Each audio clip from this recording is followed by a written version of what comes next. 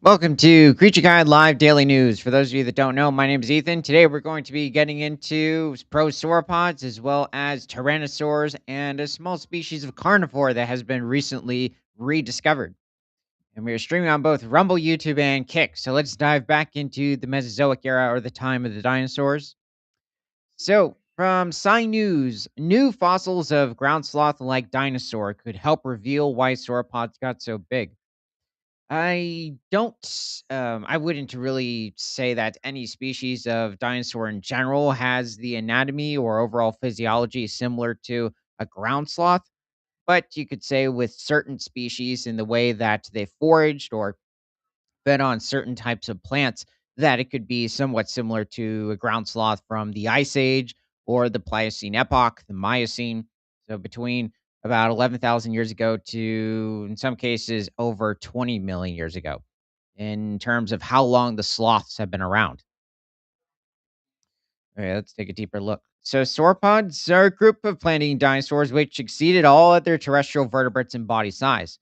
A new in depth anatomical description of the best preserved specimens of Ceratosaurus aurifontinalis, a sauropod relative from North America, could help paleontologists with unraveling the mystery of why these dinosaurs got so big.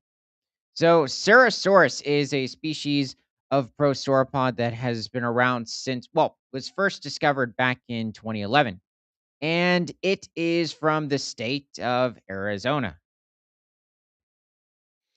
This specific species of animal is also an herbivore. So at the time, this animal was likely feeding on different species of smaller conifer trees, possibly even going after different species of ferns.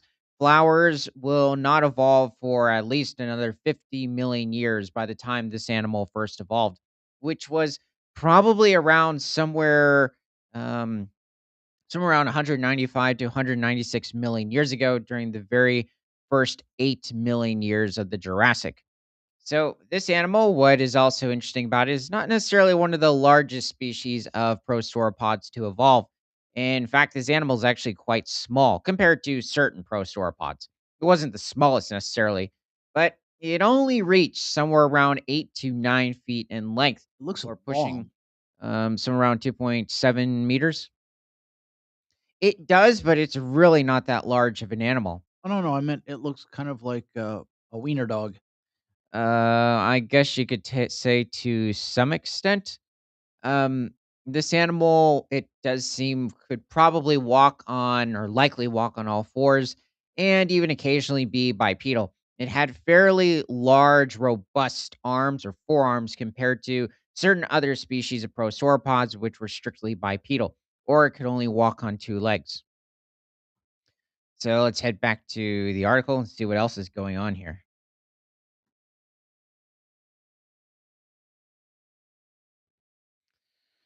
Okay, so Ceratosaurus aurifontinalis lived in what is now Arizona about 185 million years ago. That's pushing it for this specific species of prosauropod. That might be a little late. This dinosaur preserves in its or this dinosaur preserves in its anatomy the anatomical changes that were happening in the late Triassic and early Jurassic that were occurring in the evolutionary lineage.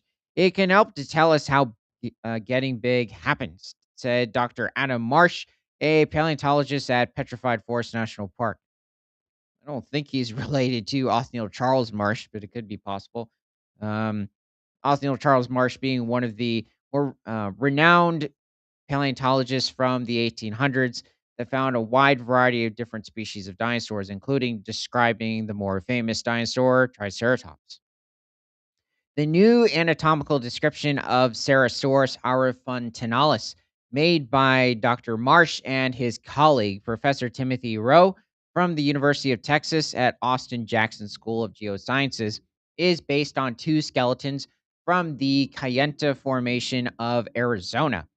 The specimens are well preserved in 3D and remarkably complete, which is very rare in the fossil record, said Dr. Matthew Brown, director of the Jackson School Museum of Earth History Vertebrate Paleontology Collections, who was not involved in the study. So there is somebody I would like to bring up being um, Coelophysis. but it is a different species of coelophysis. So Coelo um, Physis, but it's going to look fairly similar to the other species. So the species I think some people might be somewhat familiar with is Coelophysis bari. There's also the ancestor to that specific species, the Camposaurus. But both animals are from the Triassic period. They are not, or they went extinct far before the Jurassic period would appear, which was somewhere around 201 million years ago. Coelophysis bari specifically was inhabiting Arizona, Texas, Colorado around 213 million years ago during the last 10 million years or 11 million years of the Triassic. And this animal was likely feeding on different species of smaller amphibians, reptiles, probably going after certain species of proto mammals or even true mammals that just evolved, and as well, probably going after smaller species of dinosaurs. And we have even evidence of this animal going after different species of crocodilomorphs and its own kind, as well as different species of lizards. However, the animal that I am referring to it's a huge debate as to whether or not this is a species of the genus Coelophysis, um, or like three other distinct genera. And it lived over in Arizona at the same time as the Ceratosaurus prosauropod, around 192 to 195 million years ago. And it seems to have been close to the same size, maybe pushing somewhere around 6 to 7 feet in length, or pushing somewhere around 2.1, 2.2 meters, and probably didn't weigh much more than 70 pounds or a little over 30 kilograms. It also was likely feeding on smaller species of amphibians and reptiles. But when it comes to its relationship with the prosauropod, it possibly went after its hatchlings occasionally. It is certainly capable of taking on baby prosauropodlets, but for the most part, it was probably just feeding on maybe smaller pterosaurs as well as mammals in the region. And then you have the ancestor to both this. Are these the correct pictures of this thing? No, it's a huge. It looks very similar to Coelophysis bari, but it has small, distinct morphological characteristics.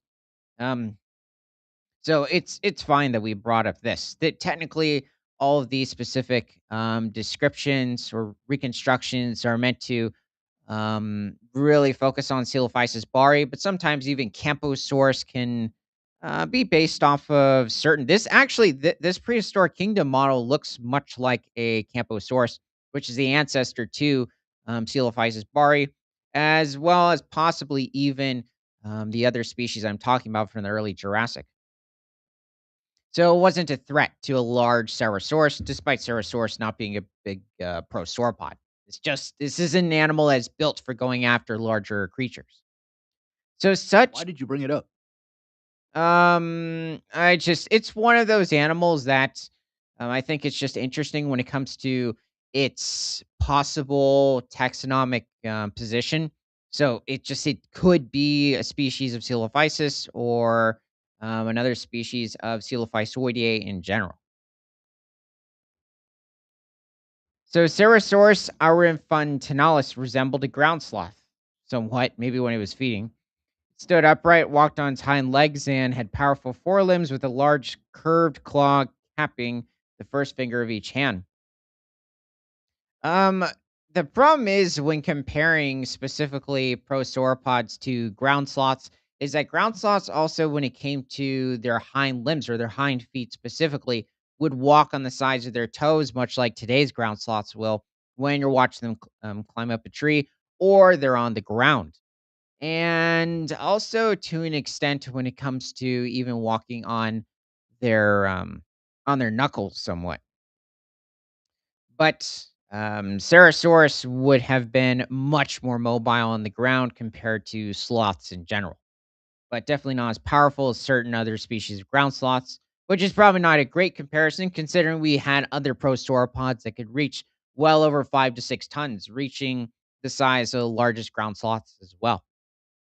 So it had a lot in common with the earliest sauropod ancestors, like walking on two legs, but it was also starting to show features that would foreshadow how its massive relatives would evolve, such as an increase in body size and a lengthening of the neck vertebrae. I guess when you look at this specific species of prosauropod, it has a somewhat longer neck compared to its body size, compared to a number of prosauropod species. But there were also a handful from the Triassic that had a decent sized neck. Now, maybe when it comes to the overall structure of the cervical vertebrae or the neck vertebrae of this specific species, as well as maybe something to do with the morphology of the skull structure. So, looking at the cranial and upper maxilla area, maybe it resembles the first sauropods a little more than its predecessor, prosauropods back in the Triassic. That is certainly possible, but it's definitely far off when it comes to its forelimbs. It still has a very distinct prosauropod-like hand structure. I guess you could say there's one thing that could be a bit similar to like the ground sloths is specifically their curved claws to some extent, but you might be able to compare that to certain later theropod carnivorous dinosaurs like the Spinosaurs, certain members of even the Megaraptor lineage. So let's see. So, for example, the anatomical review helped clarify the relationship between Cerosaurus aurofontanalis and two other sauropod relatives that lived in North America during the early Jurassic. Ankylosaurus polizellus. This is also a smaller species of prosauropod in general. This animal probably wasn't also much more than maybe 7 to 8 feet in length, or pushing 2.4 or 2.6 meters, and probably didn't weigh much more than maybe 200 pounds or a little over 90 kilograms in some instances. From the older Portland formation of the Hartford Basin, which is where Ankylosaurus is from, and Cytodorusai from the younger Navajo sandstone of Utah.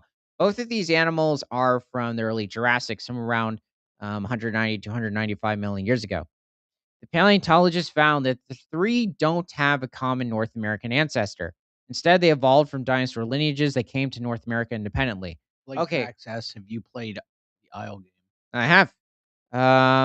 It's really irritating sometimes when it's been a while. But like especially, those allosaurs coming for you, and then what else specifically? Guess Tyrannosaurs, they can be quite aggressive too. What are they?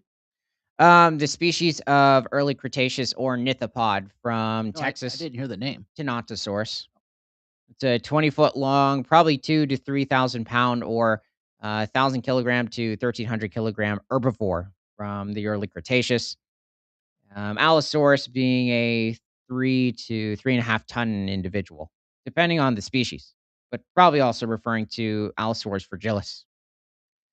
Let's see. Oh, let's bring up Dilophosaurus. Considering this would have been Cerosaurus's enemy, Dilophosaur. Oh,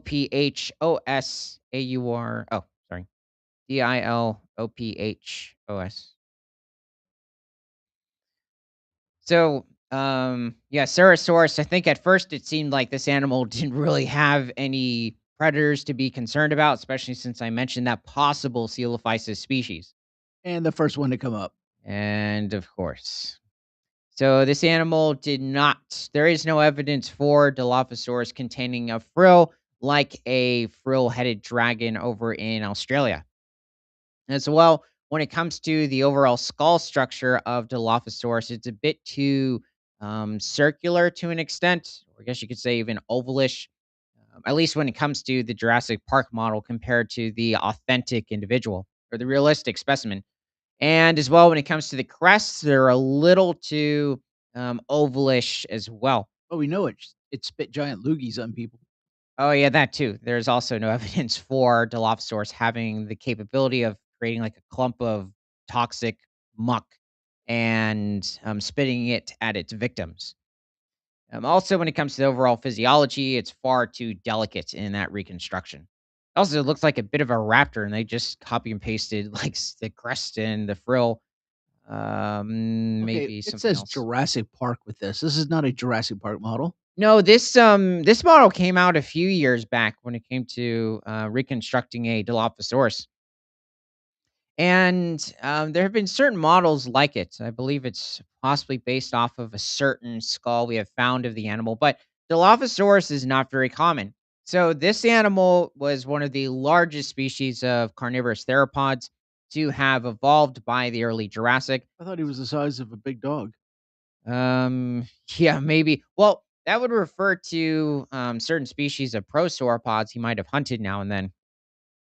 But Dilophosaurus in reality was somewhere around 20 feet in length or 6 meters. Could probably reach somewhere around 7.5 to 8 feet in height, or pushing around 2.4 to 2.5 meters. And probably weighed somewhere around 1,800 to 2,000 pounds, or pushing around 900 kilograms. So this was a massive carnivorous dinosaur for 195 million year old Arizona, Colorado. There have only been about 3 specimens of Dilophosaurus that have been discovered, so it is not very common, but, luckily, they are rather complete. There have been other species of avitheropods, so the lineage of carnivorous dinosaurs that Dilophosaurus as well as Coralophosaurus belong to. This guy doesn't look so menacing. Yeah, He actually looks like someone who's beating on him. yeah, the specific skull structure, when it comes to Dilophosaurus, it's not a very robust, or I guess you could say even like sort of squarish type of a skull structure that you would find on many later species of theropods. Like even as you walk into or enter the megalosaur stage of the Jurassic, as well as different members of the Allosaur lineage, and as well later on with the Tyrannosaurs. It has Yeah, quite a but thin. Huh? that looks that looks more menacing than that. Yeah, I'm wondering if it's supposed to represent possibly a female. Maybe they had a slightly thinner skull compared to the males. Looks like someone smushed its snout in. Yeah, I don't believe it has to do with another species of Dilophosaurus. Um, Maybe now it could be possibly another subspecies, because it's very likely that there were different subspecies of Dilophosaurus as well as other types of dinosaurs.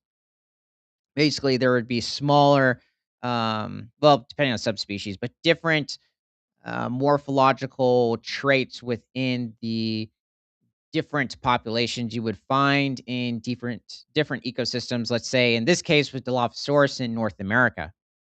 So, this animal likely used its crest for simply attracting mates and intimidating rivals during the breeding season, as well as over territory, maybe even fighting over a carcass. There has also been some theories speculating that Dilophosaurus might have been somewhat of a fish eater, like later species of dinosaurs, such as different species of Spinosaurs, the Ostroraptors, even the Ceratosaurus from the late Jurassic of Utah This guy has needs been, dental work. yeah, it's been speculated to be a fish eater or piscivore. Yeah, it's very likely with certain individuals. He seems to have had a tough time with something at some point of his life, except his teeth look relatively healthy. Well, okay. What? Looking at, well, I was looking at the enamel. The crookedness of everything else seems to, His teeth are all yellow yeah, and have brown. issues. Yeah, I guess you could say slightly. I wouldn't call them, bright white, except for maybe one or two, but even they look a little stained. Um, Maybe he was a coffee drinker. yeah, and well, by his facial expression, probably is. Probably should, yeah. Oh, well, what is interesting is that it's showing this Dilophosaurus with pigmofibers. We don't have any evidence for Dilophosaurus having feathers. It is certainly possible. Dilophosaurus did not necessarily live in a cool environment. It was quite warm. Back in the early Jurassic, even over in Antarctica, you had very lush, somewhat tropical ecosystems down on the continent, and you had larger predators such as Cryolophosaurus. Well, larger, what I mean by that is close to the same size as Dilophosaurus. So it also was a 20-footer or pushing 6 meters. So this animal was very likely, considering it's found in the Caroni Formation of Arizona with Ceratosaurus and also that possible coelophysid. So There are also adjacent formations, um, pinpointing to around the same time that also contain different species of prosauropod that Dilophosaurus likely hunted. Considering the prosauropods are not very armored animals, and also when it comes to even Dilophosaurus's more lightly built jaw structure, it was very likely capable of taking on these much smaller prosauropods. It's an 1,800 pound or um, like 800 kilogram behemoth. So it shouldn't take very much effort. Okay, let's head to another part of the world, possibly, and maybe even towards the Cenozoic era. Alrighty. So from livescience.com, elusive dwarf fox feared extinct, photographed for the first time on the island off the island off Yucatan. The first ever photos of a Cozumel fox prove that the mysterious island predator is still alive in Mexico, but in dire need of conservation, according to researchers. Okay, who's this little guy? Hey, he looks pretty content. Is that a pup or is it full grown? Yeah, I wonder. I think he's full grown.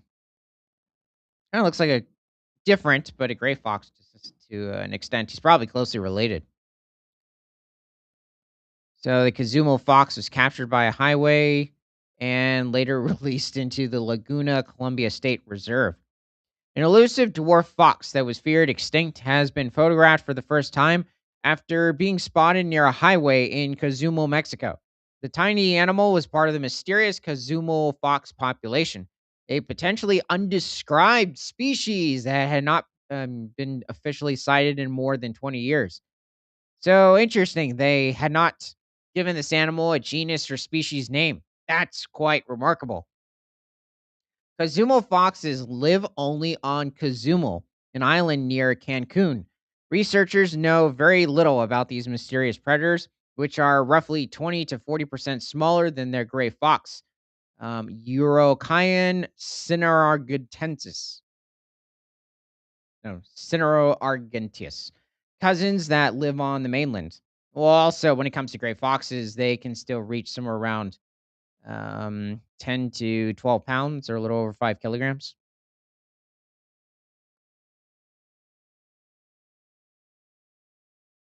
So, Parking Museum officials spotted and captured the fox in 2023. And after a health assessment, released it back into the wild.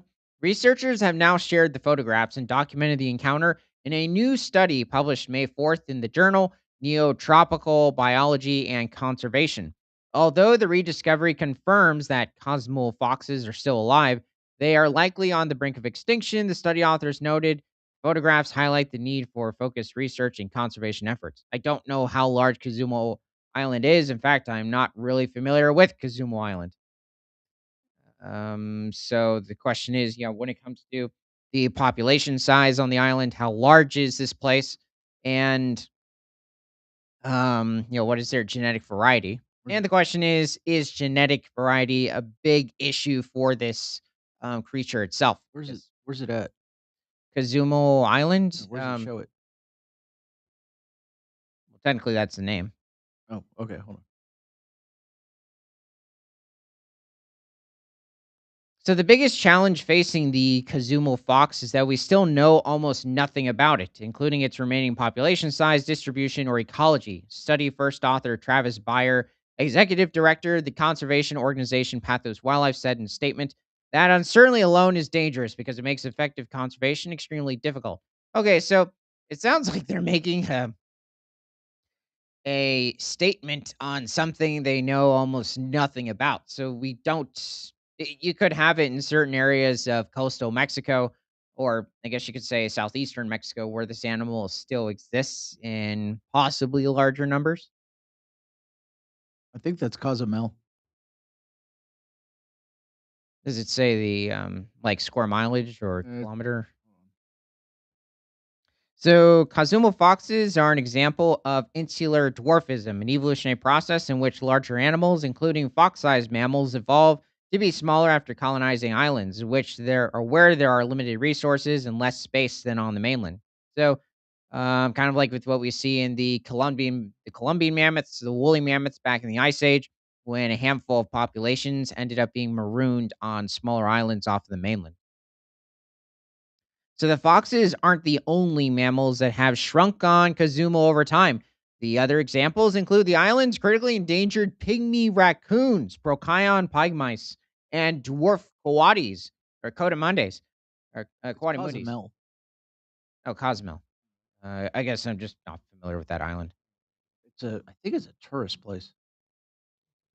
Let's see. So I'm trying to find this size of it. interesting. So endangered pygmy raccoons. I'm not very familiar with this specific animal either. I was thinking of the crab-eating raccoon, but I don't think they extend into Mexico. It's on the eastern side of the Yucatan Peninsula, about 51 miles or 82 kilometers south of Cancun, It sounds like and it's 19 kilometers or 12 miles from the mainland. The island's about 48 kilometers or 30 miles long and 16 kilometers or 9.9 miles wide. not the tiniest island on the Earth. You could certainly have a major population of these dwarf foxes in the area. It's Mexico's largest Caribbean island. Oh, interesting. I didn't know that. Wait, yeah, and Mexico's third largest island. I'm going to assume that this fox on the island is probably focusing on different species of fruit, maybe going after certain smaller rodents. 88,000 people live there. Okay, well, now, yeah, this fox definitely. Hmm. Yeah, I'm definitely wondering about it because I was guessing at first that this was just by itself. There wasn't anything else on the island. Archaeological evidence suggests that Kazumal foxes have lived on the island for at least 5,000 years. What? Cozumel. Oh, Cosmo. Likely since before the arrival of the Maya within the past few millennia, and potentially for tens of thousands of years before that.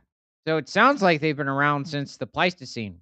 Um, Prior to this rediscovery, the last confirmed sighting of a Cozumel fox was in 2001, according to the study.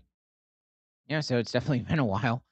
Um, yeah, so he's been around since the Ice Age, possibly, but they made it out like they didn't know anything about this animal. So um they've done a little bit of ancestry testing. That's something. It seems very adaptable, at least to this specific island. The rediscovery began with reports of a disoriented animal wandering near the highway on the southeastern side of the island.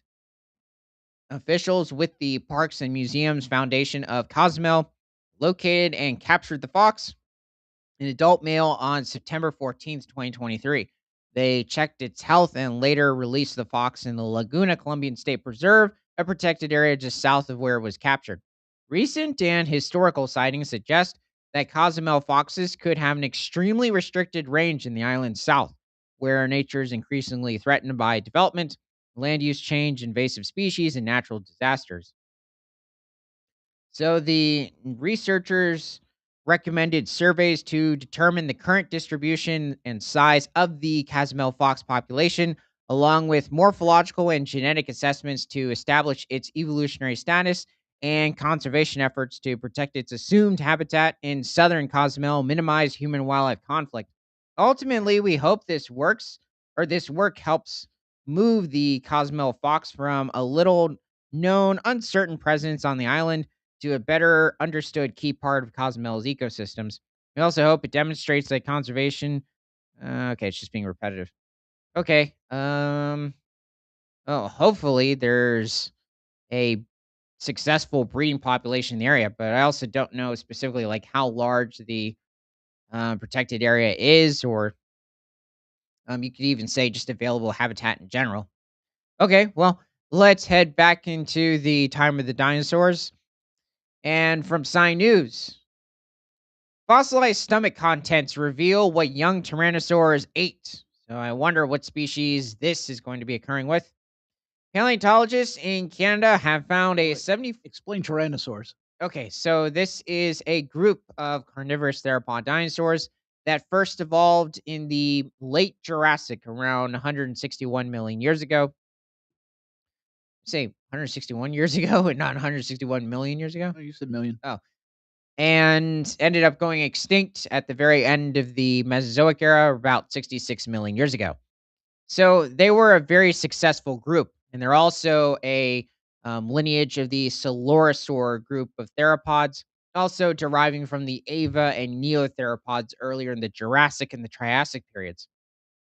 Very distantly related to animals like the Megalosaurs and the Allosaurs, and there have been over 50 different species of Tyrannosaur that have been discovered. So T Rex itself is a species of Tyrannosaur, but not all Tyrannosaurs are T Rex or Tyrannosaurus Rex. And if you are watching on the short screen version, head to the full screen version. No, Arnold Schwarzenegger. Anyway, let's keep going. Oh, wait, I didn't. Did I finish the top? I don't think I did. What else they found? Okay, so paleontologists in Canada have found a 75 million-year-old skeleton of a juvenile of the Tyrannosaur dinosaur Gorgosaurus libratus with the remains of two young individuals of the small dinosaur Cetepes elegans in its abdominal cavity. Whoa! Okay, so apparently this animal was feeding on possibly an oviraptorid. So that's quite astonishing. Yep, they're even showing it in the drawing. That's a really good drawing too. I like the landscape. Kind of a dense um, conifer forest that you would come into contact with over in Lake Cretaceous, Alberta, Canada, and also at this time you would have had several or all 4 seasons. So it would have snowed occasionally during the winter, especially the further north as you head up towards Alaska and different parts of the Yukon. Or we also have evidence of tyrannosaurs existing there too.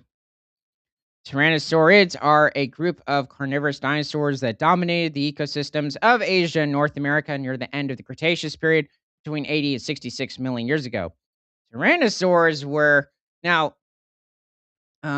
even Tyrannosauridae goes a bit further back into the Cretaceous, but you had it where different species of tyrannosaurs were roaming Asia back in the early Cretaceous as well as the late Jurassic. However, this would link to different subfamilies of Tyrannosauroideae. Among the largest land predators to have ever existed, they grew from meter-long hatchlings to multi-ton sizes, 9 to 12 meters long, or 2,000 to 6,000 kilograms. With 6,000 kilograms, like 13,000, 14,000 pounds. That's not the size of T Rex. It could be a very large Daspletosaurus or also a large Tarbosaurus, but that's a small T Rex. But we are referring to Gorgosaurus, so this would be about a 3 to 3.5 ton predator, so a medium-sized species of Tyrannosaur for the late Cretaceous. Um, let's see. Oh, so this animal was also described by, I believe, Lawrence Wombai, an American or German American paleontologist back in the 1800s. Oh wait, no, my bad. I believe it was 1914 when this specific species of Tyrannosaur was described. He also named a wide variety of other different species of dinosaurs: Eotriceratops, Chasmosaurus, Pentaceratops. Who else? Possibly Euoplocephalus, the ankylosaur at this time. A wide range of different species of dinosaurs from the late Cretaceous. You also had it where, um, who was it supposedly? I think Barnum Brown was also doing certain um, descriptions, and even one of the other paleontologists, Charles Sternberg. And then you had it where Carl Wienen over in Sweden was also describing certain species of late Cretaceous animals as well, like the short-crested Hadrosaur parasaurolophus, one of the Parasaurolophus tubescens, the short-crested species, as well as Pentaceratops. So, juveniles were gracile with narrow skulls, so referring to the Tyrannosaurs. And this would occur with T Rex as well. So, T Rex was one of the few species of Tyrannosaur where their hatchlings were very small or very lightly built. And then as they grew, especially as they're hitting 8 to 9 years of age, they are putting a lot more bone density on as well as muscle mass. Let's see. So long, slender hind limbs, whereas adults were robust with massive skulls and large encrusted teeth, and were capable of generating bone-crushing bites. These changes suggest that Tyrannosaurids underwent a major dietary shift in which juvenile and adult individuals occupied different ecological niches. It does still seem that it's very likely the juveniles stayed with their parents for a long period of time. It's very possible when it came to simply hunting on their own with the juveniles, depending on what age they were likely going after smaller game. So going after smaller ornithomimids or the ostrich-like dinosaurs, maybe a very young ceratopsian like the earlier chasmosaurs at this point, or even in what seems to be this case, smaller theropods like dromaeosaurs or oviraptorids, since they do have the ability to catch them at this point. So let's see. Fossil evidence reveals that dinosaurian mega herbivores, species with an adult mass of over 1,000 kilograms, including ceratopsids, giant ornithomimosaurs, hadrosaurs, and sauropods, were common prey items of large tyrannosaurids. A diet for which the necessary adaptations and bite forces only developed when individuals reached late juvenile or early subadult growth stages. Unfortunately, fossil evidence for diet in young tyrannosaurids is largely unknown, thus limiting our understanding of ontogenetic dietary shifts in these iconic predators, said lead author Dr. Francois Therian, a paleontologist at the Royal Tyrrell Museum, and colleagues. So let's see. Well, it's also because we have found few juvenile tyrannosaur specimens, most of them being adults. Well, what do we have here? Wow, that is really complete. I mean, even coming from a Gorgosaurus. When it comes to Gorgosaurs in general, they are all coming from Alberta, Canada, or Montana. We have found about 12 different specimens, also dating to somewhere between 73 to 77 million years ago.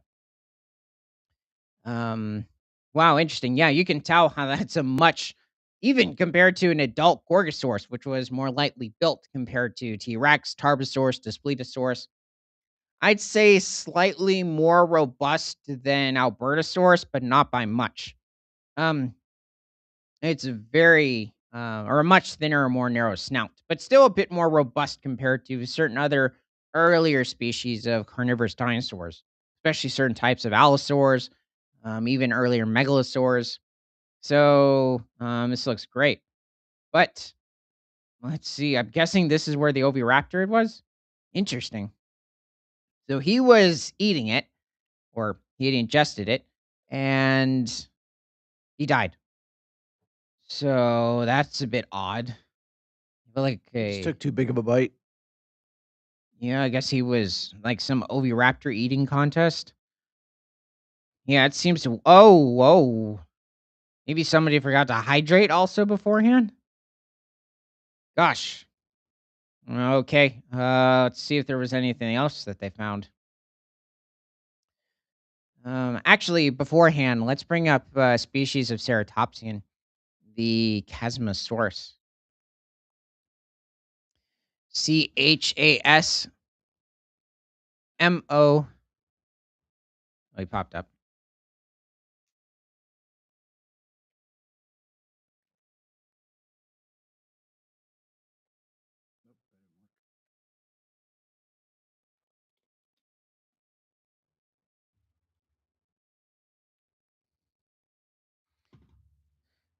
So when it comes to the ceratopsians in general, there are a wide variety of different species that inhabited Alberta, Canada, as well as Montana, Colorado, New Mexico. They're also very renowned in that state as well. So they thrive throughout Western North America during the late Cretaceous. Um, and what is it? Okay, so it's specifically Chasmosaurus. This animal inhabited Alberta, Canada, and as well in New Mexico around 76 million years ago. Doesn't even look like they gave these guys horns. Matter of fact, there aren't horns on their eyes or over their head, on the top of their heads. Chasmosaurus would have had very distinct eye socket horns. They certainly aren't the largest compared to its body size of also when comparing it to many other ceratopsians, especially members of the Chasmosaur lineage in They don't have general. any.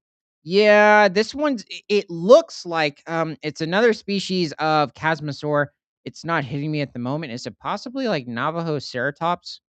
But this is it says it's a Chasmosaur, doesn't have them either. Yeah, that one.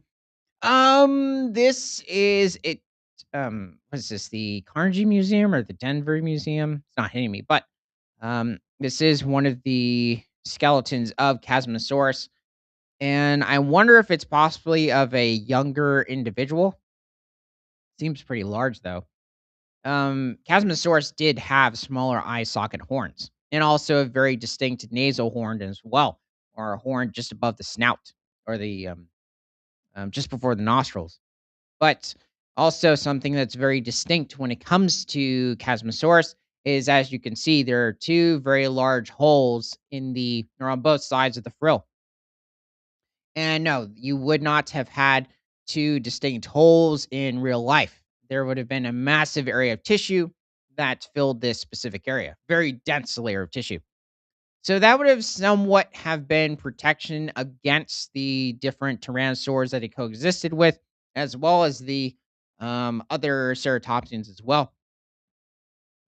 You also have it where the ankylosaurs would have possibly have been a bit of a nuisance now and then, but I'm not entirely sure. I don't think the frill, in this case, this type of a frill, would be much defense against a hit from something like a Euoplocephalus. It would have a major problem. But keeping the ankylosaurus aside, Chasmosaurus was definitely one of the medium-sized species of herbivores in the area. It was pushing somewhere around 18 feet in length, or a little more than 5.7 meters, and probably weighed somewhere around 1.5 to 2 tons. So it's not a very large Chasmosaur, but it is one of the earlier species. It likely would have come into contact with certain species of Pentaceratops, which is also from New Mexico as well, but likely roamed into different areas of Alberta and Montana. Also come in contact with different species of hadrosaurs like Corythosaurus, Lambeosaurus, Parasaurolophus, and different species of dromaeosaurs as well. So, also Chasmosaurs. It's not hitting me the precise amount of specimens that we have discovered of this animal, but it is not necessarily rare. It is not as common as the hundreds, in some cases, it seems thousands of different Pachyrhinosaur specimens that we have discovered. Now, not all of those specimens are fully complete, but it was just simply due to a massive flood event that Wait, buried so them we all at found more once. Pachyrhinosaurs than we have of Triceratops now? It does seem that way. Though I would say the Triceratops in some cases might be a bit more well preserved, considering we have found somewhere between 200 to 200, somewhere between 200 and 300 Triceratops specimens. And for the most part, being Hortus. Triceratops porsus, the other species from Alberta. We have found maybe 26 to, yeah, around 26 different specimens. Um, So let's see. Oh, what else is going on here? So the age of this individual when it died. Oh, so in their research, the authors examine a well-preserved specimen of Gorgosaurus libratus found in Dinosaur Provincial Park in Alberta, Canada. So Dinosaur Provincial Park is also home to the um, Dinosaur Park Formation, where Gorgosaurus has been discovered. Wait a minute, where? The Dinosaur Park Formation in Dinosaur Provincial Park in Alberta. Wait, but there's another dinosaur. There's one here, isn't there? A dinosaur park? There's Dinosaur National Monument over in western Colorado, Oh, okay. Are you and then there's Dinosaur Valley State Park, I believe, over in Texas, just south of the Dallas Fort Worth area. But that is not belonging to the late Cretaceous. That links to the early Cretaceous around 110 million years ago and houses some of the well, technically, it has large footprints that are located in the Paluxy River of Texas of Acrocanthosaurus. And as well, I think there might be certain sauropod footprints in the region too, possibly belonging to Paluxysaurus. Okay, so let's see. Um, Dinosaur National Monument also has a lot of Jurassic layers and also Lake Jurassic, so pointing to around 150 million years ago. A lot of Allosaurus teeth have been there too, or are found there. Okay. So heading back to the late Cretaceous, Gorgosaurus labratus was a tyrannosaur that lived 75 million years ago, several million years before Tyrannosaurus rex in what is now southern Alberta. There also doesn't seem to be any trace of T Rex existing in Alberta. It is certainly possible, but we just haven't found any in the province. The age of this individual when it died has been estimated at between 5 and 7 years old, with an estimated body mass of 335 kilograms. I think this is pushing somewhere around maybe 720 pounds. That's a small tyrannosaur, even for a Gorgosaurus. Based on its thigh bone or femur length, the juvenile would have been less than 13% of the body mass of an adult. Well, I guess sounds about right. The stomach found the partial remains of two small dinosaurs inside the stomach cavity of the Gorgosaurus labratus specimen. Before it died, the carnivore dismembered two young bird-like herbivorous dinosaurs of the species Cetepes elegans. Wow. Well, he was hungry. He ate two of them. Rather than swallowing its prey whole, the young tyrannosaur only ate the hind limbs. He was really after some quarters. So basically, it got something stuck in its throat and it died. Maybe the meatiest parts of the body. The prey were kygnathed dinosaurs. Oh, okay. So technically not in true Oviraptorid or a member of Oviraptoridae, but they are, you could say, in the case Oviraptorids, but specifically kygnathids. So more closely related to Gigantoraptor than Oviraptor. So similar to Oviraptor from Asia, but more closely related to Gigantoraptor. I know it's being redundant, just so that in sentence. The further study of the fossilized bones indicated that both Cetepes elegans individuals were within their first year of life when they died. Well, the question is how quickly did this animal grow? It's not a large species. It's also somewhere around 6 feet in length or 2.2 meters.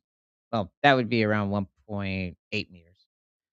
The rock within the rib cage was removed to expose what was hidden inside. The complete hind legs of two baby dinosaurs, both under a year old, were present in its stomach. Because the elements of the two individuals are at different stages of digestion, the scientists were able to conclude that Gorgosaurus labratus stomach contents represent two different meals ingested hours or days apart.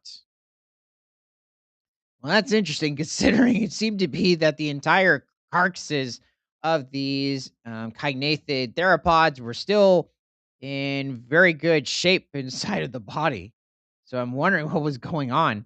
The presence of two dinosaurs of the same species and age in the stomach contents ingested at different times suggests that young kygnathids may have been among the preferred prey of juvenile gorgosaurs. I wonder if they're also just common in the area. The specimen is the first to provide direct evidence that young gorgosaurs had different diets than their adult counterparts.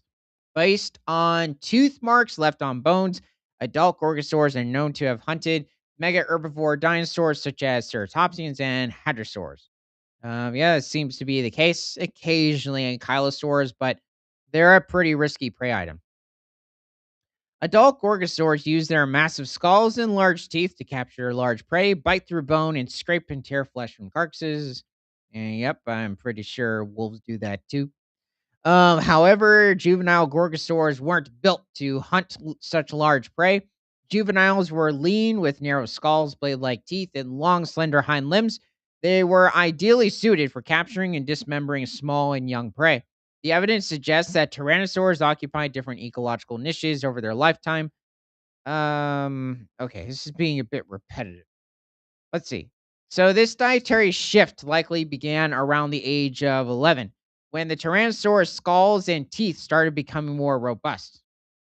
So when they're feeding on probably larger or more of like medium-sized hadrosaurs, ceratopsians, possibly even certain pachycephalosaurs. Considering when they're younger, the pachycephalosaurs are a danger. Whereas when they're older, especially the stegosaurs, not stegosaurs, pachycephalosaurs at the time, they could possibly handle. It's well known that tyrannosaurs changed a lot during growth from slender forms to these robust bone crushing dinosaurs, and we know that this change was related to feeding behavior, said University of Calgary's Dr. Darla Zielinski, co author of the study.